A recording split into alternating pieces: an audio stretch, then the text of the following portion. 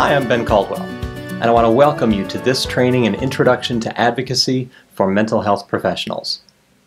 Fundamentally, advocacy is about accomplishing something beneficial in a larger system than the therapy room.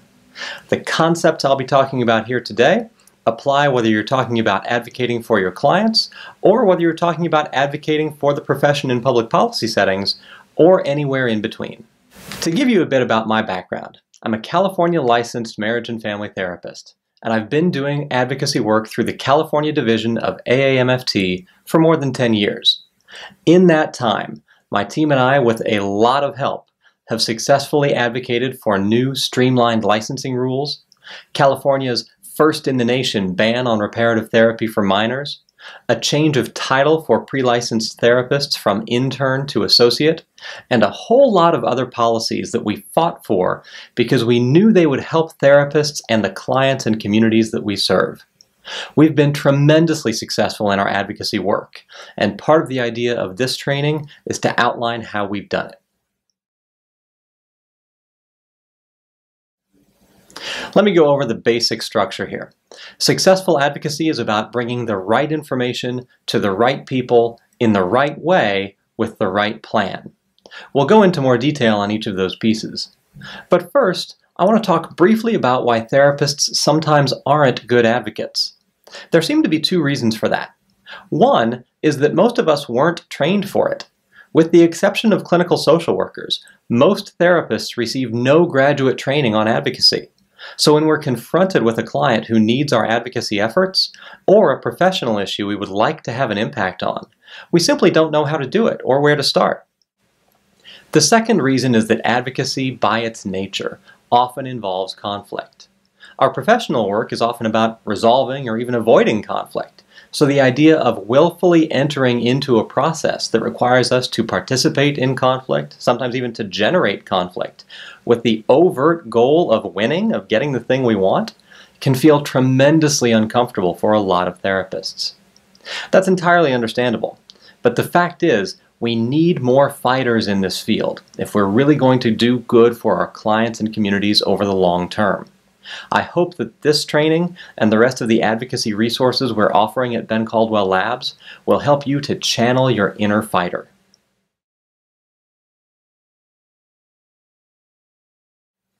Okay, back to what it takes to be successful in advocacy work. First, you need the right information.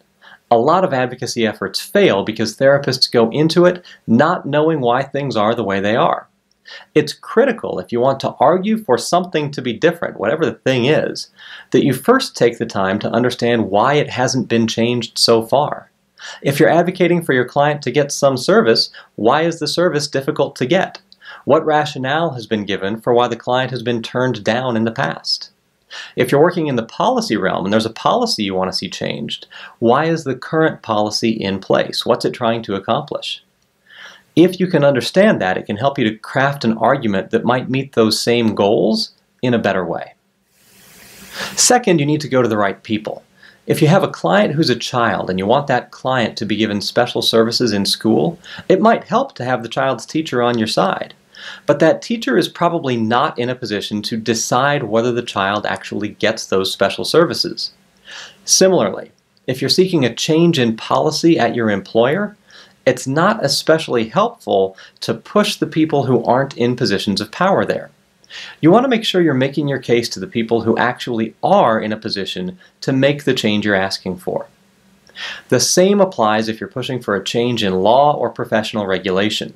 While you want to find allies and partners along the way, and that's an issue we'll come back to momentarily, you ultimately need to make your case to your licensing board, to your legislature, or otherwise to the people who have the power to make the change you seek. Unfortunately, a lot of what we think of as activism these days actually doesn't involve going to the right people. Two common examples are online petitions and social media campaigns. Signing an online petition or liking someone's passionate post about a particular issue can feel good, and it lets you and them know that there are like-minded people out there. But it usually doesn't have any direct impact on the thing you're trying to accomplish. Now, going to the right people fundamentally means going to the people who have the power to make the change you're after. But it also means that before you do that, you go to other people who have a stake in the issue, particularly those who might disagree with you or might stand in your way. Doing so early in the process can help you to understand the counter-arguments to those that you will be making. And ideally, if you can get those people who might normally oppose you to join with you instead, it's far more likely that those in positions of power will work with you on the change you're seeking. Third, you need to make your case in the right way. Whether it's for a client who's struggling and needs help, or a rule in the licensing process that's holding back you or your colleagues, it's easy to get emotionally caught up. To some degree, that's a good thing.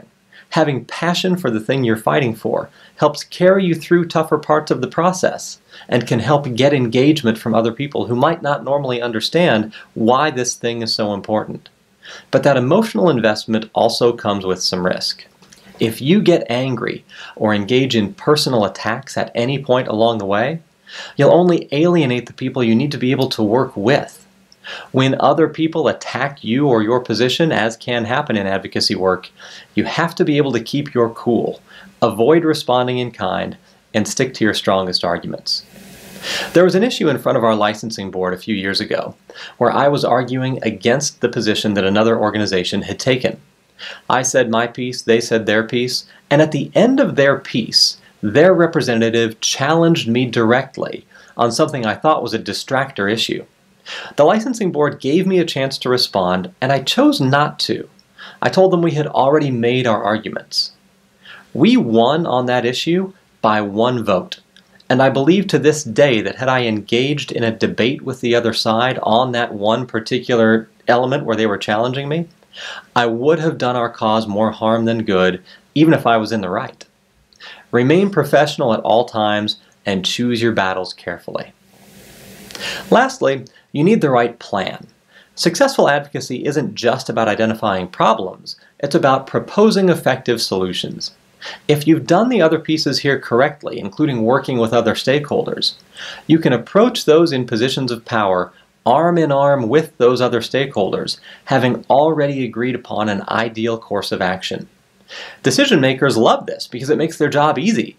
It helps ensure that there isn't likely to be any negative repercussion for them going along with your proposal. For example, here in California a few years back, we knew it was taking family therapists too long to get from graduation to licensure, and our experience requirements were one of the reasons why. So we did some research on the issue, including understanding why the requirements were what they were. And we went to CAMFT, the California Association of Marriage and Family Therapists, long before we went to the licensing board. We went to CAMFT to share what we learned and what we hoped to accomplish, and they shared their ideas. We weren't perfectly in alignment, but we worked together on a solution that we felt would serve both of our groups well, and we approached the licensing board together with our shared proposal. Seeing no meaningful opposition, the board actually sponsored legislation to make the change we were after themselves. If you put those pieces together, the right information taken to the right people in the right way with the right plan, your chances of success are high, but by no means guaranteed. 2 things here. 1, you may need to negotiate, and that's okay. As the saying goes, don't let the perfect be the enemy of the good. Getting part of what you set out to accomplish is usually better than getting none at all. Second, the advocacy process takes time. It can be frustrating waiting for wheels to turn in large bureaucracies or government institutions, but they do turn, so stay with it.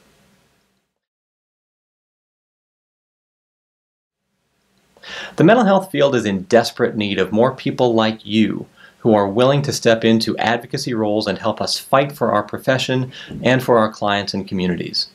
If you're interested in doing so, please make contact with your professional organization, with other groups working on the thing that you're interested in, or with us. My email address is on your screen.